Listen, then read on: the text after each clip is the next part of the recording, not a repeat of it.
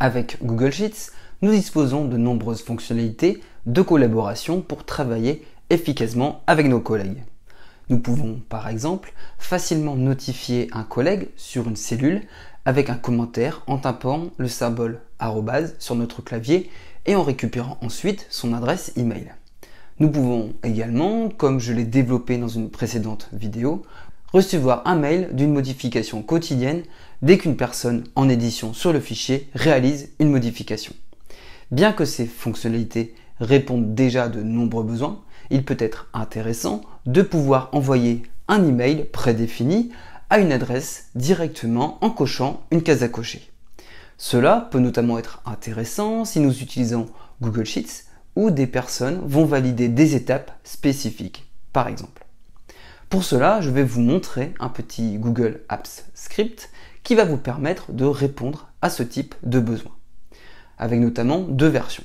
Une version avec une adresse statique définie dans le code et une autre que je dirais dynamique avec la possibilité de définir l'adresse email de réception dans une cellule.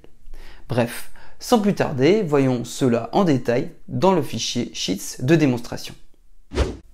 Nous voilà maintenant sur le fichier Sheets de démonstration. Alors, comme vous le voyez, on a un bouton ici de case à cocher pour diffuser un email au valideur. Donc si j'explique un peu rapidement ce petit cas d'usage, on va avoir par exemple des étapes avec des statuts et un commentaire à préciser. Ça va être pour la personne qui va réaliser les tâches par exemple du projet. Ensuite, on va avoir un valideur qui va valider ces différentes étapes. Donc c'est-à-dire si je coche sur le statut, ensuite je vais taper mon commentaire et je vais cliquer sur la case à cocher, ça va envoyer un mail au valideur.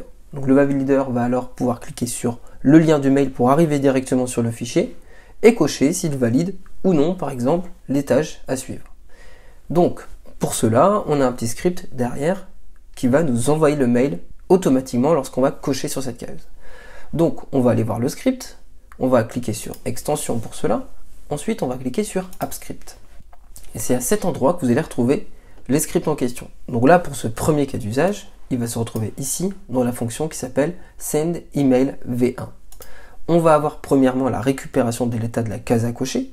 Donc là j'ai précisé ici que c'est dans la feuille V1 mail statique, c'est-à-dire ici, cette feuille dans le fichier Sheets. Ensuite, en B2, on va vérifier ici si la case à cocher est bien cochée. Donc, bien ici en B2. Donc, si vous voulez modifier l'emplacement de la case à cocher, c'est ici que ça se passe. Il faut bien modifier B2 à cet endroit. Ensuite, on passe dans le script, on vérifie si la case est bien cochée. Si la case est cochée, alors on va envoyer l'email. Dans ce cas-là, c'est en dur. On va envoyer automatiquement le mail à l'adresse de Bob ici. Puis on va envoyer comme objet valider une nouvelle étape du projet. Et ensuite, dans le corps du message, on va simplement avoir merci de vérifier et valider l'étape du projet. Avec le lien vers le fichier directement pour que le valideur il accède rapidement au fichier.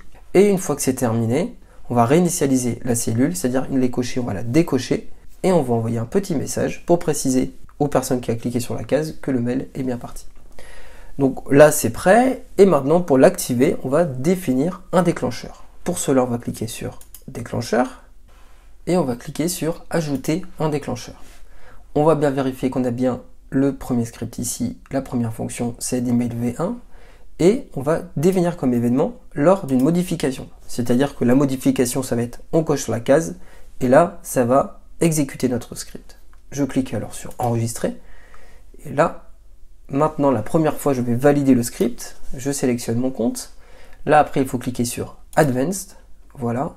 Et Go to Send Email. Donc, pour vraiment autoriser le script à s'exécuter sur mon compte. Je clique maintenant sur Allow. Voilà pour le premier script. On va tester si ça fonctionne. Je retourne sur mon fichier. Je vais actualiser tout de suite le fichier. Voilà. Une fois que j'ai fait mon étape, maintenant, je vais cocher la case. Ça modifie et voilà, ça nous dit bien que ça a envoyé un email à Bob. Je clique sur OK. On va tout de suite vérifier. Pour cela, je vais aller sur l'adresse email de Bob. Voilà, je suis bien sur son adresse mail ici et je viens bien de recevoir un message directement ici avec l'objet que j'ai défini et le corps du message que j'ai défini. Donc là, Bob, notre valideur, il n'a qu'à cliquer sur le lien du fichier pour tout de suite valider ou non notre étape. Donc je vais cocher ici. je quitte la boîte mail de Bob. Donc voilà pour cette première version. Autre version, on peut le faire avec un mail dynamique. Pour cela, en fait, je vais simplement rajouter ici en A3, en fait, un champ qui me permet, donc c'est des listes déroulantes qui vont me permettre de choisir un email pour avoir différents valideurs. Donc là, j'ai Alice et Bob par exemple. Et ce qui pourrait se passer dans ce cas-là, c'est au lieu qu'on ait toujours le même valideur, on va avoir des valideurs différents. Donc le plus simple, c'est d'avoir une liste déroulante dans laquelle je choisis mon valideur et je coche la case à cocher qui va envoyer au valideur que j'ai défini juste en dessous dans la cellule A3. Donc on retourne dans le petit script pour voir comment cela fonctionne.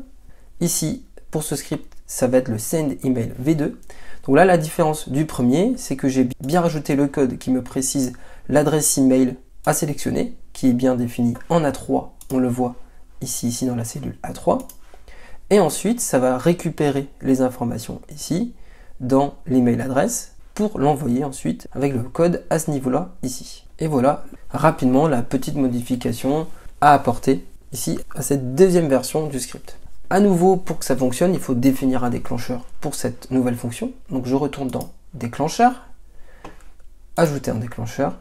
Là, je n'oublie pas de choisir bien la version V2. Je choisis également lors d'une modification et j'enregistre. Voilà, on va tout de suite le tester. Je retourne sur le fichier, je l'actualise. Voilà, donc j'ai choisi mon valideur, je fais mon statut, voilà. Je suis prêt à envoyer mon mail, je clique sur la case à cocher. Et voilà, le mail est parti. On va tout de suite vérifier si c'est bon depuis l'adresse de Bob. Et voilà, on a bien reçu le message à l'instant. On est tout bon ici. Et voilà pour le petit script. Donc voilà, vous avez depuis ce fichier deux façons pour envoyer un mail directement à une personne, que ce soit précisant un email en dur directement dans le code, ou alors pour le récupérer, un mail avec une liste déroulante depuis une cellule spécifique. À vous maintenant, si vous le souhaitez, d'adapter ce code à vos besoins. Donc pour info, vous pouvez récupérer le fichier dans les commentaires en dessous de la vidéo ou encore depuis l'article associé qui est également présent dans les commentaires de la vidéo.